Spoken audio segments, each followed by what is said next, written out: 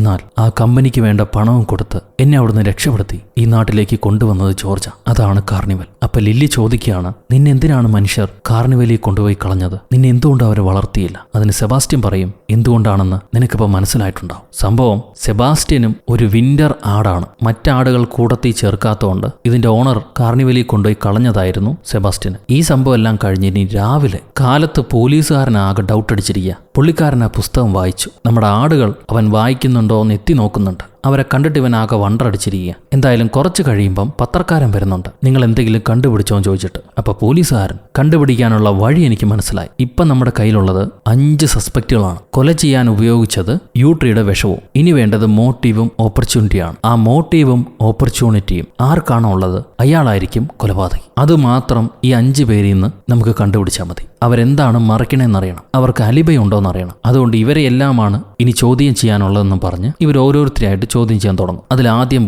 Butcher പറയുക, ഞാനൊരു ഇറച്ചിവെട്ടുകാരനായതുകൊണ്ട് ജോർജിന് എന്നെ ഇഷ്ടമല്ല. അയാളുടെ ആടുകൾ എനിക്ക് വേണമായിരുന്നു, പക്ഷെ അയാൾ തന്നിട്ടില്ല. ഒരുപക്ഷെ അതുകൊണ്ടായിരിക്കും എന്നോട് പുള്ളിക്ക് വെറുപ്പുണ്ടാവുക. അല്ലാതെ എനിക്ക് അയാളെ കൊല്ലേണ്ട ആവശ്യമൊന്നുമില്ല. ഇത് കഴിഞ്ഞ് കടക്കാരി അമ്മ റെബക്കയ്ക്ക് കൊടുത്ത ലെറ്റർ എങ്ങനെ കടക്കാരിയുടെ കയ്യിൽ പോയി എന്ന് ചോദിക്കുമ്പോൾ പുള്ളിക്കാരി, അത് മിസ്സായി താഴെ വീണതാ, ഞാൻ എടുത്തു വെച്ചു എന്നേ ഉള്ളൂ എന്ന് കള്ളം പറയും. എനിക്കൊരിക്കലും ജോർജിനെ കൊല്ലേണ്ട ആവശ്യമില്ല, ഞാനൊരു വിക്ടിമാന്ന് പറഞ്ഞ് അവരൊഴിഞ്ഞു മാറുന്നു. ഇത് കഴിഞ്ഞ് കാലബിന് കുറച്ച് പറമ്പ് ജോർജ് ലീസിന് കൊടുത്തിട്ടുണ്ട്. അതിപ്പോൾ അവസാനം ക്യാൻസൽ ചെയ്യാൻ ശ്രമിക്കുകയായിരുന്നു ജോർജ്. ഞാനൊരു മോശം ആട്ടിടയനാന്ന് പറഞ്ഞിട്ടാണ് പുള്ളിക്കാരനത് ക്യാൻസൽ ചെയ്ത്. വീണ്ടും വേണമെന്ന് ചോദിച്ചു പോകുന്ന എന്നെ പറ്റില്ല എന്ന് പറഞ്ഞ് തിരിച്ചയക്കുമായിരുന്നു. അല്ലാതെ എനിക്ക് അയാളോട് ദേഷ്യമൊന്നുമില്ല എന്ന് പുള്ളിക്കാരൻ പറയുന്നു. പിന്നെ ചർച്ച് ഫാദർക്ക് എന്തിനാണ് ജോർജ് വലിയ എമൗണ്ട് ഡൊണേഷൻ കൊടുത്തത്? വിശ്വാസം പോലും ഇല്ലായിരുന്നു ജോർജിന്. ഇത് ചോദിക്കുമ്പോൾ ഫാദർ പറയും, വർഷങ്ങൾക്ക് മുന്നേ ജോർജ് തന്റെ മക്കളെ അഡോപ്ഷന് വേണ്ടി കൊടുത്തിരുന്നു. പിന്നീട് ജോർജിന്റെ കയ്യിൽ പണമൊക്കെ വന്ന് അവൻ സ്വന്തം കാലിൽ നിൽക്കാൻ തുടങ്ങിയപ്പോൾ തിരികെ വന്ന് തന്റെ മക്കളെ വേണമെന്ന് ചോദിച്ചു. പക്ഷെ ചർച്ച് കൊടുക്കാൻ തയ്യാറായില്ല. അതാണ് പ്രോട്ടോകോൾ.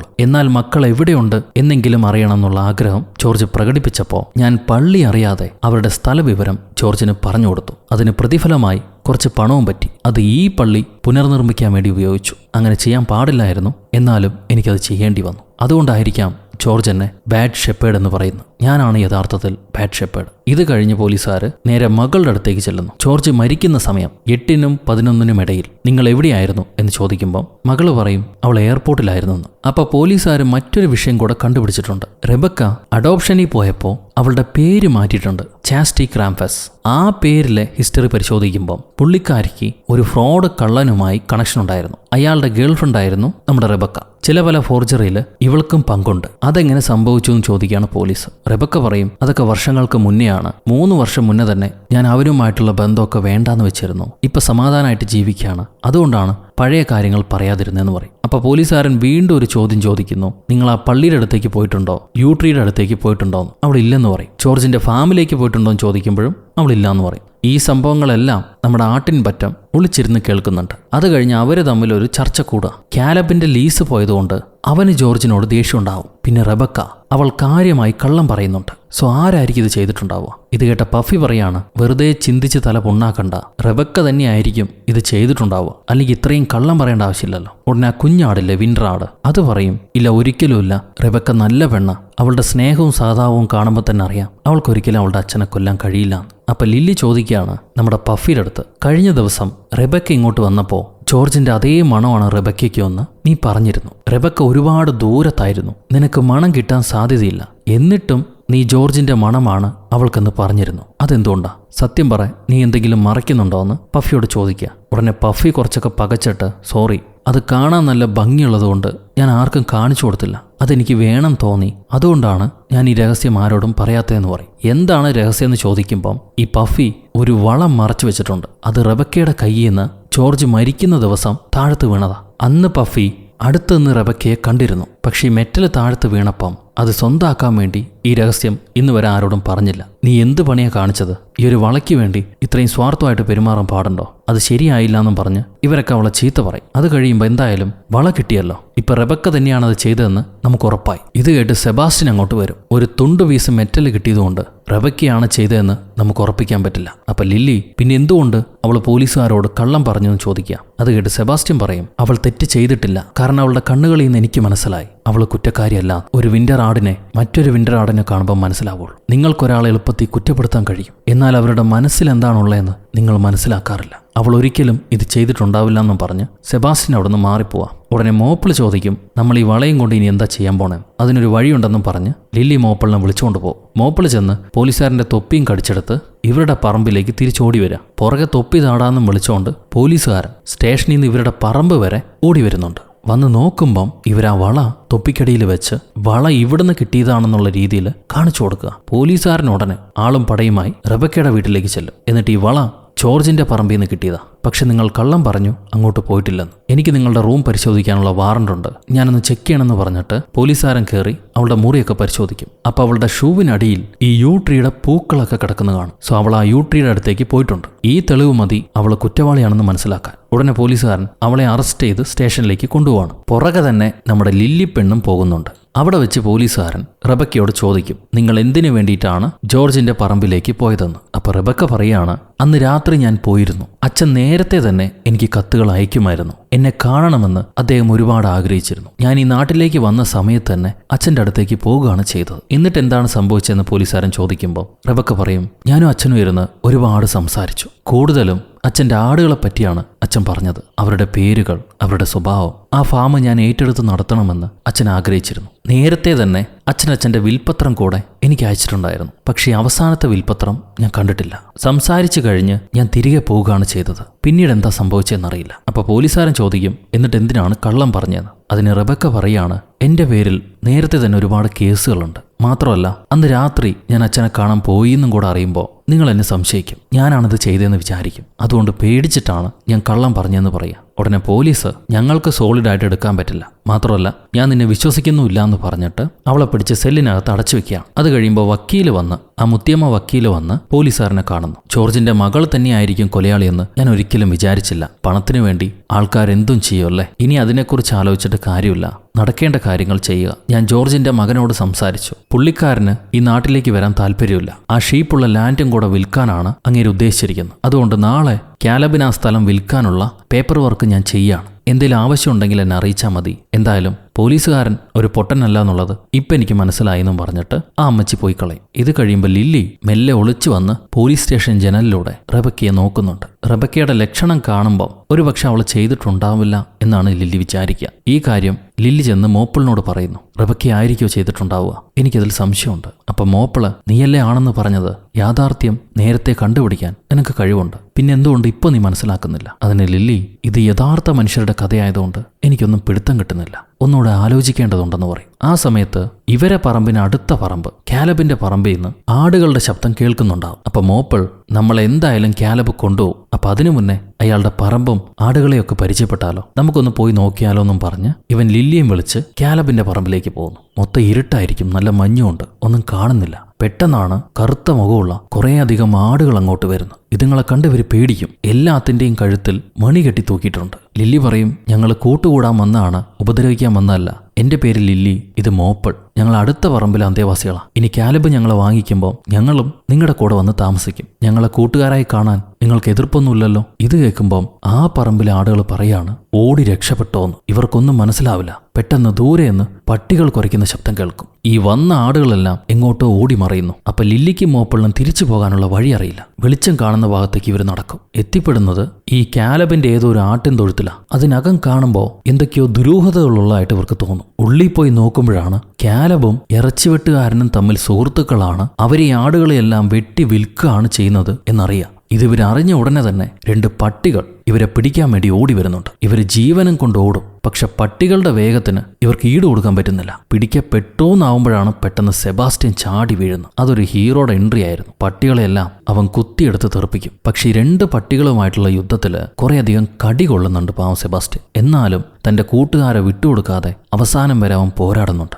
ഓൾറെഡി പഴയ ഗുസ്തിക്കാരനാണല്ലോ, പക്ഷെ ഇപ്പൊ വയസ്സായിപ്പോയി. എന്തായാലും പട്ടികൾക്ക് പിടിച്ചു നിൽക്കാൻ പറ്റാതെ അവരോട് രക്ഷപ്പെടും. ലില്ലി സെബാസ്റ്റ്യനോട് നന്ദി പറയാ, നീ വന്നതുകൊണ്ടാണ് ഞങ്ങൾ രക്ഷപ്പെട്ടത്. ഇത് പറഞ്ഞു തീരും മുന്നേ സെബാസ്റ്റ്യൻ നിലത്തേക്ക് വീഴും. നിനക്ക് എന്താ പറ്റി സെബാസ്റ്റ്യ, എഴുന്നേൽക്കൂ എന്ന് ലില്ലി പറയുമ്പോൾ മോപ്പിള്, അവനെ കൊണ്ട് ഇനി എഴുന്നേൽക്കാൻ കഴിയില്ല, അവൻ മരിച്ചുകൊണ്ടിരിക്കുകയാണെന്ന് പറയും. അപ്പൊ ലില്ലി, അതെങ്ങനെ സംഭവിക്കുക? ആടുകൾ മരിക്കാറില്ലല്ലോ, ക്ലൗഡായിട്ട് മാറില്ല ചെയ്യുക. അതിന് മോപ്പിൾ, ഇല്ല, നിങ്ങൾ അങ്ങനെ വിശ്വസിക്കുകയാണ് ചെയ്യുന്നത്, എന്നാൽ ആടുകളും മരിക്കുന്നുണ്ട്, നമ്മളത് ഏറ്റെടുക്കാത്തതിന്റെ കുഴപ്പമാണ്. ഇപ്പൊ ലില്ലി കരഞ്ഞുകൊണ്ട് സെബാസ്റ്റ്യനോട് ചോദിക്കും, നീ എന്തിനാണ് ഇങ്ങോട്ട് വന്നത്? അതുകൊണ്ടല്ലേ ഇങ്ങനെ സംഭവിച്ചത്. അപ്പൊ സെബാസ്റ്റ്യൻ, എന്തൊക്കെ പറഞ്ഞാലും എൻ്റെ ആട്ടിൻപറ്റമാണ് നിങ്ങളെ കാക്കേണ്ടത് എൻ്റെ കടമയാണ് എന്നും പറഞ്ഞിട്ട് സെബാസ്റ്റ്യൻ മെല്ലെ കണ്ണടയ്ക്കുന്നു. ആ സമയത്ത് എനിക്കിപ്പോൾ ജോർജിനെ തെളിഞ്ഞു കാണാം എന്ന് പറയുന്നുണ്ട്. അധികം വൈകാതെ സെബാസ്റ്റ്യൻ മരിച്ചു കഴിഞ്ഞു. ഇപ്പൊ ദൂരെ നിന്ന് ആരോ ടോർച്ച് ലൈറ്റ് അടിക്കുന്നുണ്ട്. കാലബാണത്. നമുക്കിനി ഇവിടെ നിൽക്കണ്ട, രക്ഷപ്പെടാമെന്നും പറഞ്ഞ് മോപ്പിൾ വിളിക്കുമ്പോൾ ലില്ലി മോപ്പിളുടെ കൂടെ ഓടിച്ചെല്ലുന്നു. തിരിച്ചവരുടെ കൂടാരത്തിലേക്ക് ചെന്നിട്ട്, എല്ലാവരും എഴുന്നേൽക്കൂ, ഇനി ഇവിടെ നിൽക്കണ്ട,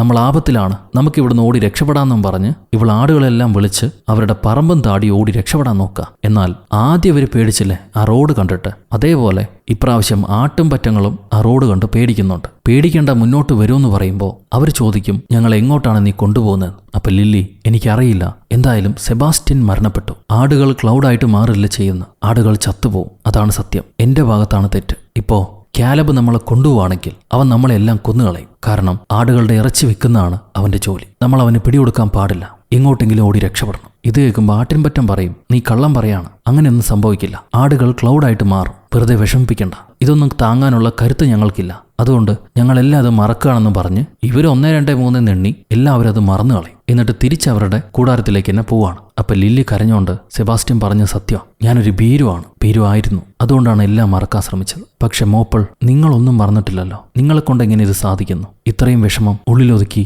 നിങ്ങൾക്ക് എങ്ങനെ ജീവിക്കാൻ സാധിക്കുന്നു? അപ്പൊ മോപ്പിൾ പറയും, അതെ, ഒരുപാട് വിഷമങ്ങൾ എൻ്റെ മനസ്സിലുണ്ട്, പക്ഷെ അതേസമയം ഒരുപാട് സന്തോഷമുണ്ട്. എനിക്ക് എൻ്റെ അച്ഛനെ അമ്മയെ ഓർമ്മയുണ്ട്, എൻ്റെ കൂട്ടുകാരെ ഓർമ്മയുണ്ട്, ജോർജ് എന്നെ കയ്യിൽ കിടത്തി കൊഞ്ചിയത് ഓർമ്മയുണ്ട്, എല്ലാം എനിക്ക് ഓർമ്മയുണ്ട്. ആ സന്തോഷം കൂടെ ഓർത്തിട്ടാണ് ഞാൻ ജീവിക്കുന്നത്. ഇപ്പോ നീയും എല്ലാം ഓർക്കാൻ ശ്രമിക്കണം. നീ മറന്നുപോയാൽ നിന്റെ ആട്ടിൻപറ്റത്തെ നിനക്ക് രക്ഷപ്പെടുത്താൻ കഴിയില്ല. കാലബ് നമ്മളെ കൊണ്ടുപോയി കൊന്നുകളയും. അതുകൊണ്ട് എന്താ ചെയ്യേണ്ടതെന്ന് ആലോചിക്കുക. ഇത് കേട്ട ലില്ലി കുറെ നേരം താൻ ഇനി എന്താ ചെയ്യേണ്ടതെന്ന് അറിയാതെ പകച്ചു നിൽക്കുക. അപ്പോഴായിരിക്കും സ്വപ്നത്തിലൂടെ ജോർജ് പ്രത്യക്ഷപ്പെട്ട് ലില്ലിയോട് പറയുന്നത്, നീ വിഷമിക്കണ്ട, സെബാസ്റ്റ്യനെ നിനക്ക് നഷ്ടപ്പെട്ടതുപോലെ തന്നെ എനിക്കും ഒരുപാട് വേണ്ടപ്പെട്ടവരെ നഷ്ടപ്പെട്ടിട്ടുണ്ട്. പക്ഷെ കാലം പിന്നീടും നല്ല വിഷയങ്ങളെ മുന്നോട്ട് കൊണ്ടുവരും. എല്ലാത്തിനു പിറകിലും ഒരു കാരണമുണ്ടാവും. ചില ഓർമ്മകൾ അങ്ങനെ ദുഃഖമല്ല.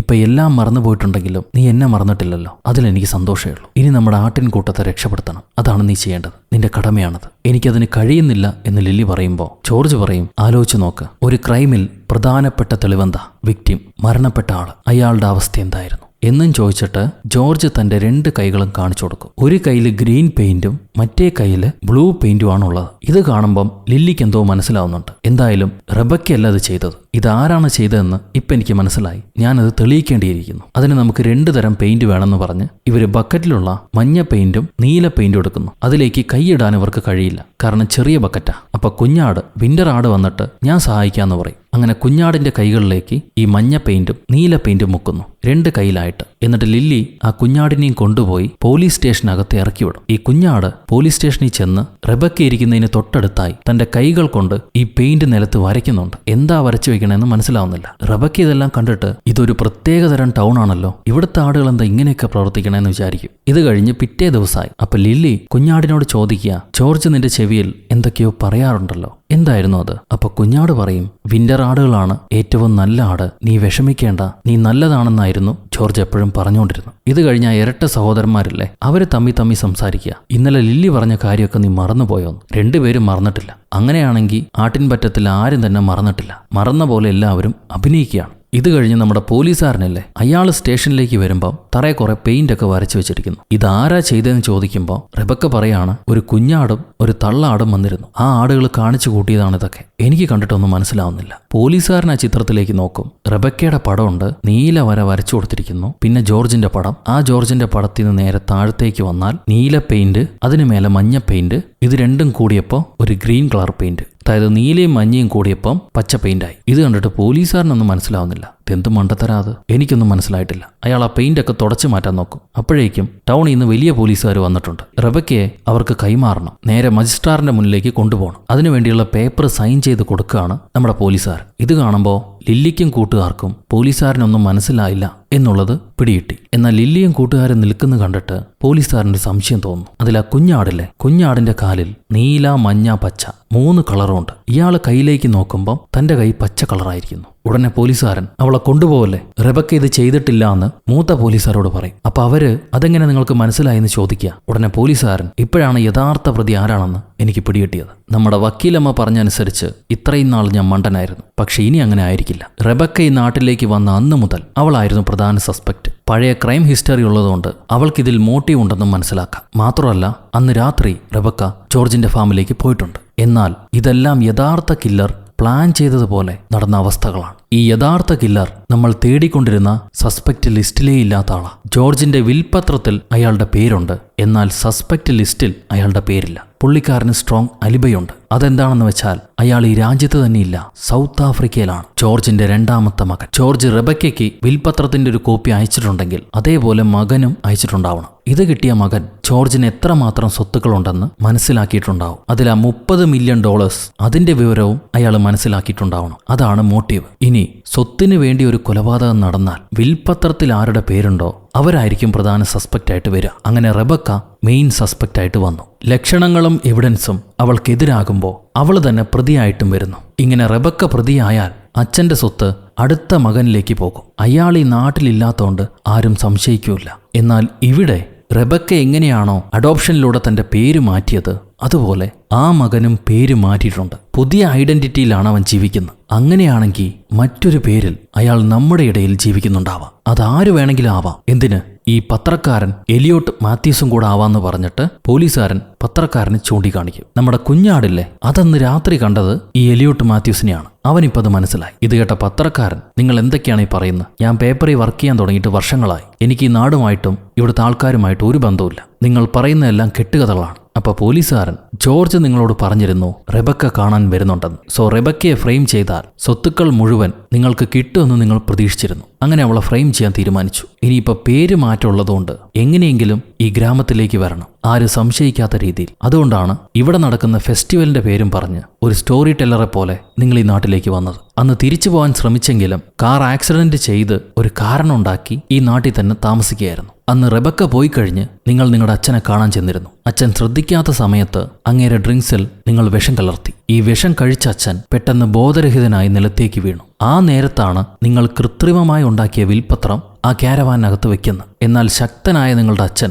തനിക്ക് പറ്റിയ ചതി മനസ്സിലാക്കി എഴുന്നേറ്റ് വന്ന് നിങ്ങൾ ആക്രമിക്കാൻ ശ്രമിച്ചു. പക്ഷെ വിഷം ഉള്ളിൽ പോയ അങ്ങേർക്ക് അധിക നേരം പിടിച്ചു നിൽക്കാൻ കഴിഞ്ഞില്ല. ബോധം കെട്ട് വീണ് മരിച്ചുപോയി. ഇത് കഴിഞ്ഞന്ന് എല്ലാവരെയും വിളിച്ച് വിൽപത്രം വായിക്കുന്ന സമയത്ത് നിങ്ങൾ അവിടെ ഉണ്ടായിരുന്നു. നിങ്ങളെ വക്കീലമ്മ പുറത്താക്കുമെന്ന് നിങ്ങൾക്കറിയാം. അങ്ങനെ പുറത്തു പോയതിനു ശേഷമാണ് നിങ്ങൾ ഫോണിലൂടെ സംസാരിക്കുന്നത്. അനിയത്തിയെ ഫ്രെയിം ചെയ്യാൻ വലിയ ബുദ്ധിമുട്ടൊന്നും ഉണ്ടായിരുന്നില്ല. അവളുടെ ഷൂവിനടിയിൽ കുറച്ച് യൂ പൂവിന്റെ അവശിഷ്ടങ്ങൾ വെച്ചാൽ മതിയായിരുന്നു. അത് നിങ്ങൾ കൃത്യമായിട്ട് ചെയ്തു. എന്നാൽ ദൈവം ബാക്കി വയ്ക്കുന്ന ഒരു തെളിവ് മാത്രം നിങ്ങൾ കണ്ടില്ല. അതാണ് ജോർജിന്റെ കൈകൾ. ഒന്ന് നീലയും ഒന്ന് പച്ചയും. നീല സാധാരണ ജോർജ് ഉണ്ടാക്കുന്ന മരുന്നീന്ന് വരുന്ന കറയാണ്. അത് ജോർജിന്റെ 2 കൈകളിലുണ്ടായിരുന്നു. പക്ഷെ പിന്നീട് എങ്ങനെ ഒരു കൈ പച്ചയായിട്ട് മാറി? അതിനുള്ള ഉത്തരമാണ് എന്റെ ചില ചെറിയ കൂട്ടുകാർ എനിക്ക് പറഞ്ഞു തന്നത്. അവരും നല്ല ഡിറ്റക്റ്റീവ്സ് ആണെന്നും പറഞ്ഞ് പോലീസുകാരൻ നമ്മുടെ ആട്ടിൻ കൂട്ടുകാരെ ഒന്ന് നോക്കും. എന്നിട്ട് പറയും, യഥാർത്ഥത്തിൽ ഒരു കയ്യിൽ ഗ്രീൻ ആയിരുന്നില്ല, നീലയും മഞ്ഞയും ചേർന്നാൽ അതൊരു പച്ച നിറമായിട്ട് മാറും. അങ്ങനെയാണ് ജോർജിന്റെ കയ്യിൽ പച്ച നിറം വന്നത്. കടക്കാരി അമ്മയുടെ വീട്ടിലുണ്ടായിരുന്ന പില്ലോ കവർ അതിലും പച്ച നിറമായിരുന്നു. ജോർജിനെ കൊലപ്പെടുത്തിയ ശേഷം നിങ്ങൾ അവിടെ ചെന്ന് കിടന്നുറങ്ങിയില്ലേ? കടക്കാരി അമ്മയുടെ ലോഡ്ജിനകത്ത് അവിടുത്തെ പില്ലോ കവറിലാണ് ഈ പച്ച നിറം വന്നിട്ടുണ്ടായിരുന്നത്. അത് ഈ പത്രക്കാരന്റെ തലേന്ന് വന്ന കളറാണ്. ജോർജിന്റെ കയ്യിലുണ്ടായിരുന്നത് നീല, പത്രക്കാരന്റെ തലയിലുണ്ടായിരുന്നത് മഞ്ഞ. ഇത് രണ്ടും ചേർന്നിട്ടാണ് ജോർജിന്റെ കയ്യിൽ പച്ച കളറായത്. ഇനി പത്രക്കാരന്റെ തല, അയാളുടെ മുടി ശരിക്കും കറുത്തതാണ്. ആൾമാറാട്ടം നടത്താൻ വേണ്ടിയിട്ട് പുള്ളി മുടിക്ക് ഡൈ ചെയ്തായിരുന്നു. ഒരു കാരണവശാലും ജോർജുമായിട്ട് രൂപസാദൃശ്യം കാണാൻ പാടില്ലല്ലോ. അതുകൊണ്ടാണ് ഇയാള് മുടിക്ക് ഡൈ ചെയ്തത്. സോ ആ ഡൈയിലെ മഞ്ഞ കളറായിരുന്നു ജോർജിന്റെ കയ്യിൽ പറ്റിപ്പിടിച്ച്. ഇതെല്ലാം കേട്ട് പത്രക്കാരൻ ചിരിച്ചോണ്ട് പറയും, നിങ്ങളേതോ ഇമാജിനറി വേൾഡിലെ കഥയാണ് പറഞ്ഞുകൊണ്ടിരിക്കുന്നത്. അതെ, ഞാൻ തലയ്ക്ക് ഡൈ അടിക്കാറുണ്ട്. അതെനിക്ക് ഈ കളർ ഇഷ്ടപ്പെട്ടതുകൊണ്ടാണ്. ഈ ഒരു കാരണം വെച്ചിട്ടൊന്നും നിങ്ങൾക്ക് എന്നെ കുറ്റവാളിയായി കണക്കാക്കാൻ പറ്റില്ല. അതിനുള്ള തെളിവൊന്നും നിങ്ങളുടെ കയ്യിലില്ല എന്ന് പറയാം. ഉടനെ പോലീസുകാരൻ ഈ പത്രക്കാരന്റെ ദേഹത്തുനിന്ന് അയാളുടെ ഒരു മുടിയെടുക്കും. അത് കാണുമ്പോൾ വീണ്ടും പത്രക്കാരൻ ചിരിച്ചിട്ട് ഈ ഒരു ഡൈ മുടി വെച്ച് നിങ്ങൾ എന്താ പ്രൂവ് ചെയ്യാൻ പോകണമെന്ന് ചോദിക്കാം. അപ്പൊ പോലീസുകാരൻ, എനിക്ക് ഈ മുടിയിലെ ഡൈ അല്ല വേണ്ടത്, ഈ മുടിയിലുള്ള DNA ആണ് വേണ്ടത്. അതും നിങ്ങളുടെ അച്ഛന്റെ DNAയും കിട്ടിയാൽ നിങ്ങളാണോ ശരിക്കുള്ള മകനെന്ന് പോലീസിന് മനസ്സിലാക്കും. അപ്പൊ നിങ്ങൾ തന്നെയായിരിക്കും കില്ലർ. വേറെ തെളിവൊന്നും വേണ്ടാന്ന് പറയാം. ഉടനെ പത്രക്കാരൻ ഓടി രക്ഷപ്പെടാൻ നോക്കുകയാണ്. എല്ലാവരെയും തള്ളി മാറ്റി അവനവൻ്റെ പൊട്ടിയ കാറെടുത്ത് മെല്ലെ സ്കൂട്ടാവാൻ നോക്കും. അപ്പോഴാണ് ലില്ലി പറയാ, ആ ഇരട്ട സഹോദരന്മാരെടുത്ത്, ഇത്രയും നാൾ ഞാൻ കാർ ഇടിച്ച് പൊളിക്കരുതെന്ന് പറഞ്ഞിരുന്നില്ലേ, ഇപ്പം നിങ്ങൾക്ക് ഫുൾ ഫ്രീഡം തന്നിരിക്കുന്നു, ആ കാറിനെ നിങ്ങൾക്ക് എന്ത് വേണമെങ്കിലും കാണിക്കാമെന്ന് പറയും. ഉടനെ ഇരട്ടന്മാർ ചാടി വീണ് ആ കാറിന് ഇടിച്ച് ഇഞ്ചം പരുവാക്കി പൊട്ടിച്ചാളെ. അങ്ങനെ പത്രക്കാരൻ പോലീസിന്റെ പിടിയിലായി. അവൻ തന്നെയാണ് യഥാർത്ഥ കുറ്റവാളി. അത് കഴിയുമ്പോൾ പോലീസ് നമ്മുടെ റെബക്കയെ അഴിച്ചുവിടുന്നു. നിങ്ങളെ തെറ്റിദ്ധരിച്ചതിൽ എന്നോട് ക്ഷമിക്കണമെന്നും പറയും. അവൾ ചിരിച്ചുകൊണ്ട് കുഴപ്പമില്ല എന്ന് പറഞ്ഞ് നിൽക്കുമ്പോൾ ആ കുഞ്ഞാട് വന്ന് റെബക്കയുടെ മേത്ത് കയറുന്നുണ്ട്. അവൾ അതിനെ കൊഞ്ചിച്ചുകൊണ്ട് നിൽക്കുക. എല്ലാം ഫൈനൽ തീരുമാനമായതുകൊണ്ട് ബാക്കിയുള്ള ആടുകളൊക്കെ തിരിച്ചു പോകും. അത് കുഞ്ഞാടിനെ കൂടെ കൂട്ടുന്നില്ല. അത് കണ്ടിട്ട് കുഞ്ഞാടിന് വിഷമാവുന്നുണ്ട്. ഇതെല്ലാം കഴിയുമ്പം നമ്മുടെ കടക്കാരി അമ്മയില്ലേ, അവര് റെബക്കയ്ക്ക് അച്ഛൻ അയച്ചു കൊടുത്ത ആ ഒളിച്ചു വെച്ച കത്തില്ലേ, അത് അവൾക്ക് തിരിച്ചു കൊടുക്കും. എന്നിട്ട് സോറിയും പറയും. ആ കത്ത് എഴുതാൻ ഉപയോഗിച്ച റോസ് എൻഡ് പേപ്പർ ആക്ച്വലി ഈ അമ്മച്ചിയായിരുന്നു ജോർജിന് കൊടുത്തത്. അമ്മച്ചിക്ക് ശരിക്കും ജോർജിന് ഒരുപാട് ഇഷ്ടമായിരുന്നു. എന്നാൽ ജോർജ് തന്റെ മരിച്ചുപോയ ഭാര്യയെ മാത്രമാണ് സ്നേഹിച്ചിരുന്നത്. വേറൊരാളെ ആ സ്ഥാനത്ത് കാണാൻ കഴിഞ്ഞിട്ടില്ല. അതുകൊണ്ടായിരുന്നു അമ്മച്ചിക്ക് ജോർജിനോട് ദേഷ്യമുണ്ടായിരുന്നു. റെബക്ക പറയും, ഞാൻ എൻ്റെ അമ്മയെ കണ്ടിട്ടേയില്ല, അവരുടെ പേര് പോലും എനിക്കറിയില്ല എന്ന്. അപ്പൊ ആ കടക്കാരി അമ്മ, എനിക്കറിയാം, അവരുടെ പേര് ലില്ലി എന്നാണ്. അച്ഛന് അമ്മയെ ഒരുപാട് ഇഷ്ടമായിരുന്നു. അതുകൊണ്ടാണ് അച്ഛന് ഏറ്റവും ഇഷ്ടപ്പെട്ട ആടിന് ലില്ലി എന്ന പേര് കൊടുത്തത്. ഇത് കഴിയുമ്പം ആ ഇറച്ചി വെട്ടുകാര്, നിങ്ങളുടെ ആടിനെ വിൽക്കാൻ താല്പര്യമുണ്ടോ, ഞങ്ങൾ നല്ല റേറ്റ് തന്ന് വാങ്ങിക്കാമെന്നും പറഞ്ഞ് റെബക്കയുടെ അടുത്തേക്ക് വരിക. അപ്പൊ റെബക്ക പറയും, എൻ്റെ അച്ഛൻ പറഞ്ഞ 2 കൊലപാതകികൾ നിങ്ങളാണ്. നിങ്ങൾ ആടിനെ വെട്ടി വിൽക്കുന്നു എന്നറിഞ്ഞതുകൊണ്ടാണ് അച്ഛൻ ആ ലീസ് ക്യാൻസൽ ആക്കിയത്. ഞാൻ ആ ആടുകളെ മാത്രമല്ല, ഈ നാട്ടിലുള്ള ബാക്കി എല്ലാ ആടുകളെയും വാങ്ങിക്കാൻ പോവാ. എന്നിട്ട് എൻ്റെ പറമ്പിലിട്ട് വളർത്തും. എല്ലാവർക്കും ഓരോ പേര് നൽകും. അതുകൊണ്ട് ഇനി ഇവിടെ നിൽക്കണ്ട, ഓടിപ്പോയിക്കോന്നും പറഞ്ഞ് അവൾ ആ ബുച്ചർമാരെ ഓടിച്ചു വിടുക. ഇത് കഴിയുമ്പോൾ ലില്ലിയും കൂട്ടുകാരും ഇനി നമ്മൾ എങ്ങോട്ടാ പോവാ, ഇനി എങ്ങനെ ജീവിക്കാന്നൊക്കെ ആലോചിച്ചുകൊണ്ട് നിൽക്കുമ്പം റെബക്ക ആ നാട്ടിലുള്ള എല്ലാ ആടുകളെയും വാങ്ങിച്ചുകൊണ്ട് ഇവരടുത്തേക്ക് ഓടി വരികയാണ്. ഇവർക്കെല്ലാം സന്തോഷമാവും. നമ്മുടെ ലില്ലി ഇല്ലേ, ലില്ലി മെല്ലെ റെബക്കയുടെ അടുത്തേക്ക് പോകുന്നു. അവളുടെ അച്ഛൻ്റെ അടുത്തേക്ക് പോകുന്ന പോലെ തന്നെ. ഇപ്പം ആ പറമ്പ് മുഴുവൻ ആടുകളായി. അച്ഛൻ എല്ലാ ദിവസവും വൈകിട്ട് ആടുകൾക്ക് കഥ വായിച്ചു കൊടുക്കുമല്ലോ, അതേപോലെ റെബക്കയും എല്ലാ ആടുകൾക്കും പുതിയൊരു ക്രൈം സ്റ്റോറി വായിച്ചു കൊടുക്കുക. മനസ്സിലായില്ലേ? പുതിയ ക്രൈം സ്റ്റോറി പറഞ്ഞു കൊടുക്കാം. വേണ്ട മോളെ, വലിയ പാടുള്ള പണിയാ. ഇടയ്ക്കൊന്ന് ബാത്റൂം പോയാൽ മൊത്തം കഥയും മറന്നു പോകും. Praise Lord. ആ ആടുകളെല്ലാം അനുസരണയോടിരുന്ന് കഥ കേൾക്കുന്നു. അവിടെ വെച്ച് ഈ സിനിമ അവസാനിക്കുകയാണ്. സോ ഗൈസ്, എങ്ങനെയുണ്ട് ഈ കഥ? നിങ്ങൾക്ക് ഇഷ്ടപ്പെട്ടു എന്ന് വിചാരിക്കുന്നു. നിങ്ങളുടെ അഭിപ്രായം കമന്റിലൂടെ രേഖപ്പെടുത്തുക. ലൈക്ക് ചെയ്യാനും ഷെയർ ചെയ്യാനും പുതിയ കൂട്ടുകാരെല്ലാവരും ചാനൽ സബ്സ്ക്രൈബ് ചെയ്യാനും ഒരിക്കലും മറക്കരുത്. അടുത്തൊരു അടിപൊളി സിനിമയായിട്ട് വീണ്ടും കണ്ടുമുട്ടുന്നത് വരെ, until then it's bye from ഉറു കഥ.